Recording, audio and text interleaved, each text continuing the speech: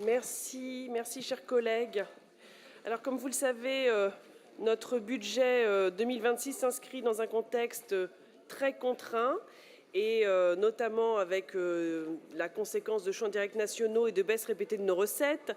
C'est ce qui nous avait conduit l'année dernière, face au désengagement de l'État, à décréter une année blanche sur les opérations immobilières du CPER. Bien sûr, la présidente avait dit qu'elle maintiendrait son engagement en faveur du monde de l'enseignement supérieur et de la recherche. C'est pourquoi nous avions débloqué 9 millions d'euros pour le volet enseignement supérieur lors du BS sur le CPER. Cette année, comme vous avez pu le remarquer, le budget ESR est en très forte hausse. Cette hausse s'explique par la reprise des opérations immobilières du CPER. C'était un engagement clair de la présidente et cet engagement, nous le tenons.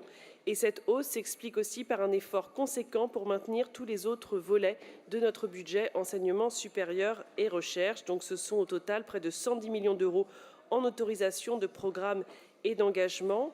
Sur le volet enseignement supérieur, nous proposons 60 millions d'euros en autorisation de programme sur le volet investissement. Ces crédits permettront de financer 6 opérations immobilières structurantes, toutes inscrites dans les priorités du CPER.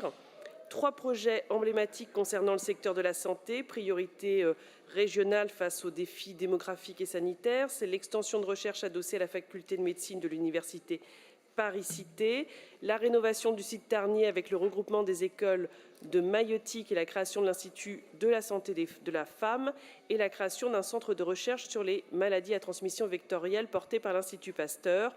3 autres projets de ce nouvel investissement CPER concerne le développement des formations courtes et professionnalisantes, la rénovation des amphithéâtres du CNAM, la rénovation de l'IUT d'Orsay et la reconstruction et la restructuration de la halle Bastier de l'IUT de Vélizy. L'action régionale en faveur de l'enseignement supérieur ne se limite pas à ces projets immobiliers. Dans un contexte de forte inflation et de précarité étudiante persistante, la région a fait le choix de maintenir l'ensemble de ces dispositifs d'aide aux étudiants, les contrats étudiants mentors, les aides au mérite versées aux bacheliers boursiers ayant obtenu une mention très bien, le DAEU, véritable seconde chance pour les franciliens qui n'ont pas pu accéder au supérieur dans un parcours classique, les cordées de la réussite, l'engagement étudiant avec notamment le financement des formations ambassadeurs. Sur le volet recherche et innovation, l'innovation étant déjà maintenue l'année dernière comme une priorité de la politique régionale voulue par la présidente, la région propose 39 millions d'euros en autorisation d'engagement et de programme. Là encore, dans un contexte contraint, nous faisons le choix d'un effort soutenu et cohérent, avec un premier axe qui concerne les équipements scientifiques et technologiques. La région maintient un soutien fort aux laboratoires via les équipes de pointe, notamment à travers l'appel à projet Sésame et les équipements du CPER. Un deuxième axe qui concerne les domaines d'intérêt majeur, les DIM. 9 DIM entreront dans leur dernière année de labellisation après avoir été audités en janvier 2025. Et donc, cette année encore, la région confirme son engagement en faveur de ces programmes structurants qui fédèrent les communautés scientifiques autour de grands enjeux stratégiques.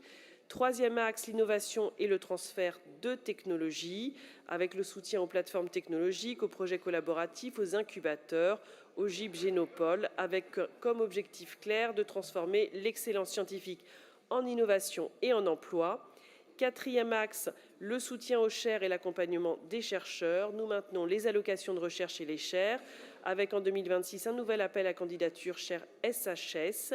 En 2026, nous accompagnerons également le financement du colloque scientifique Paris-Saclay Summit et nous aurons l'occasion d'y revenir pour ce qui est de l'accueil des jeunes chercheurs exerçant aux USA ou dans des pays où la liberté académique est compromise. Les budgets ont déjà été votés en BS, donc nous n'avons donc que des crédits de paiement et pas d'autorisation d'engagement sur ce budget.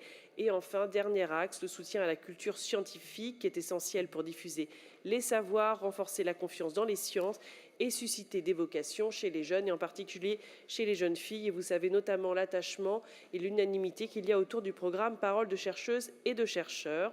Donc vous le voyez, nous avons un budget ESR qui est vraiment un budget de responsabilité puisque nous sommes toujours dans une trajectoire financière maîtrisée, mais aussi un budget de fidélité à nos engagements avec la reprise du CPER et le maintien de notre engagement pour la recherche et l'innovation et d'ambition, bien évidemment, pour que notre région reste la première région scientifique et de recherche d'Europe.